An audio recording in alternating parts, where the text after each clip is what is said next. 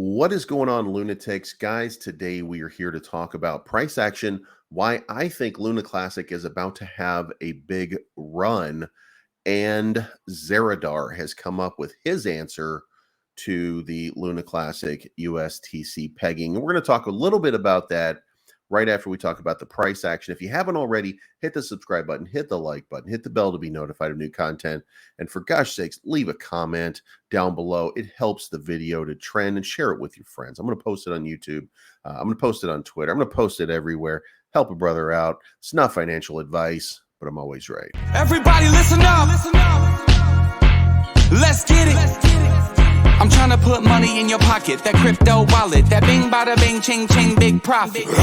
Even when the market's sideways, I'm looking for ways to get paid. All right, guys, here we are looking at the charts right now. I've made a few lines here, kind of hit some points of contact, try to give you an idea of where we're going. And the first thing that I want to point out is this is an upward trending channel coming off of a downward movement down here into this area. And I do believe that that's a pretty bullish signal. However, I have to point out that this chop right here, I did use as a few of the points of contact. You can see right here, there was a little struggle with some of the price action right in these spots, but it was generally trending to the upside. So we're going to use that as our point of contact over here, continuation, to say this seems to be the channel in which it's going right now. And you can argue down here that maybe there's a different sort of upward channel, but I think this is pretty firm right now, and it hits pretty close to some of these other contact points right here. So we can say that this is probably a decent channel, and that would mean to me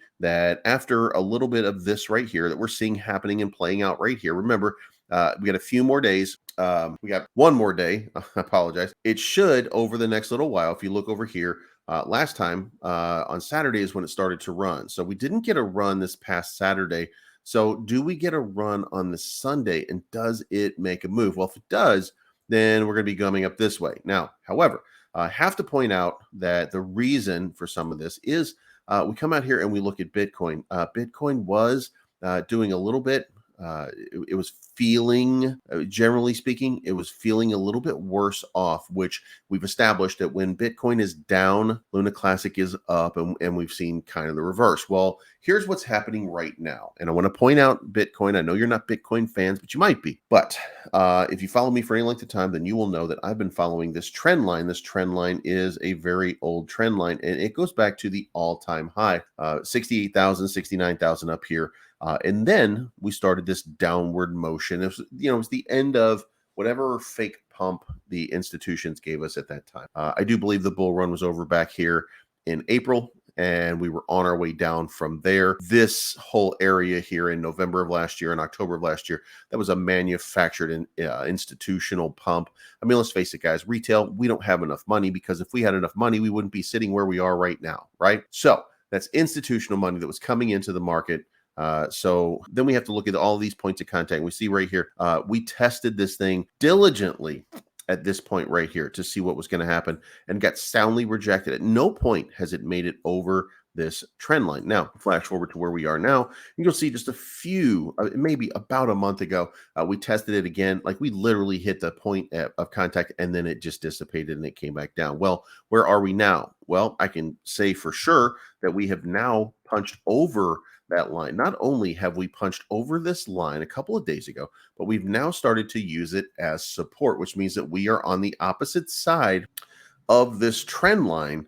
And that's a great sign for cryptocurrency in general, because where Bitcoin goes, everybody else goes. And once we get past this line, then we can start to make bigger moves. Now, we're in the month of October. October has historically been a great month for cryptocurrency, and I would predict that this would be worth a 30 to 40% increase if the markets didn't seem as tired and as worn out as they have before. Now, the other part to that is, and I say that, however, knowing that this has just happened. So there's probably going to be some muting of what you would normally see in a normal market. Once you've seen a move like this, then you can pretty much predict that you are about to get some enormous sort of upside and you're going to go on a run, because this is a massive point of resistance that's now being used as support. So you should, by all rights, get a few good announcements. Bitcoin is continue with mass adoption and move to this upside, but we're not doing that right now. So we'll see what happens in about 6-7 hours in the next little while. See just kind of how this plays out. If it plays out good, then we're going to be in great shape, and we will start to see moves back towards the upside, and we'll start testing some of these points. We'll start testing 21.8. We'll come up here and we'll start testing where we at here, 24.5. We're going to start testing these levels, I think, pretty soon. See what kind of strength or what kind of weakness we currently have. But it also could be pointed out that the S&P and the Dow Jones have been a lot more volatile than Bitcoin has been over the last 10 days, maybe even leading into 20 days. And that being said, there's something to be said about a less volatile asset that might be kind of stabilizing itself right now. And that might cause people to start getting back into cryptocurrency and start to drive these numbers back up. And you can see over here that we're at a total of 906 billion in the market as we speak. And most of the cryptos that you can track right now are tracking in the red. I'm sorry, we're tracking in the green for the last, I want to say about 12 hours, 12 and a half hours. So that's not, look, 12 hours is not something to hang your hat on, but it is something. So maybe we'll see a nice little move over the next coming couple of days. Dow Jones down another 600, but it did have a huge and gigantic relief rally. So maybe we'll start to see that. And the DXY did come down over the weekend, and that's where we are. Now, the important thing for Luna Classic, first of all, if this relief rally happens, then we're going to be seeing some new highs off of Luna Classic. And I say new highs, I'm going to be talking about local highs. I'm not talking about gigantic highs that we've hit before. Okay, so just say that with a grain of salt. We are going to be moving to the upside. We could even be testing the 6,000 number that we had not too long ago. It's just a matter of getting into position so that we could do something like that. But there's a lot of room, and it looks like Bitcoin, Ethereum, if it gets on a run, it will drag the rest of the market with us. Okay, that speculative asset that we've been missing, that speculative money, that institutional and that retail money sitting on the sidelines, it will come off the sidelines, and Luna Classic is another one of those big commodities that people want to be invested in. Now, that all of that being said, let's talk about Zaradar. Came out with a proposal. He put it over here, and this whole idea has been, I've been going over it for a little while. Zaradar's idea is quite simply this. He points out there is quantitative easing, which is the continued minting of tokens as needed. And then there's quantitative tightening, which would be the tightening of the way that we do business. And I think he falls on a quantitative tightening fashion. But what he's talking about doing is compartmentalizing thing and creating partition pools so that new and existing tokens would be able to come into the Luna Classic space and create their own tokens. And within that, they would then become the community token for that partitioned pool. And those community tokens would be bought and paid for with Luna Classic or with USTC, and they would be removed from that market with USTC as well. He seems to be leaning on USTC. I'm not sure how he feels about USTN or what that means for USTN, how we're doing this, but you can see right here some of these little he's talking about a commodity token. So any one of these tokens, which would be, let's call this one Bleaves, and then let's call this one James. Okay.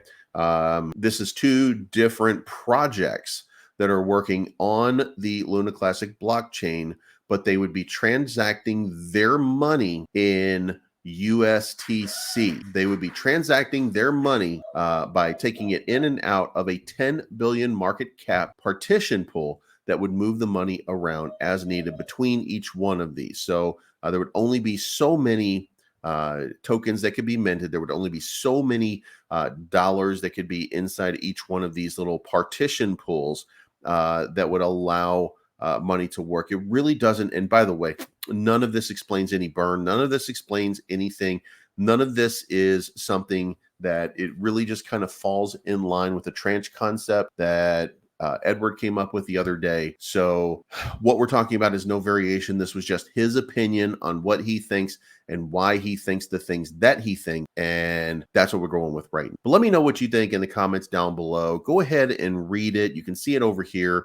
If you haven't followed him already, it's Zaradar TR on Twitter. It's the most recent post. It goes to Medium, and then the link is Medium at Zaradar TR. And then you can see exactly what he's doing. His name is Tobias Anderson. To get an idea of this concept, the contest unfortunately is a little bit odd for unless you're a programmer. Like, some of this doesn't make too much sense to you about how this applies. Like, this doesn't do anything for burn. This doesn't do anything for increasing the supply. This is just a concept that he's come up with about how he can create these partitions, and each one of these ecosystems, like for example, that Luna token ecosystem, or the NFT ecosystem, they could be separate partitions and they could work as separate businesses inside of this blockchain. But again, let me know what you think in the comments down below. If you haven't already, hit the subscribe button, hit the like button, hit the bell to be notified, and leave that comment down below. And we will talk to you guys again very, very. It's not financial advice. My name's Bleed, and I'm always right. I'm trying to put money in your pocket, that crypto wallet, that bing bada bing ching ching big profit. Even when the market's sideways, I'm looking for ways to get paid.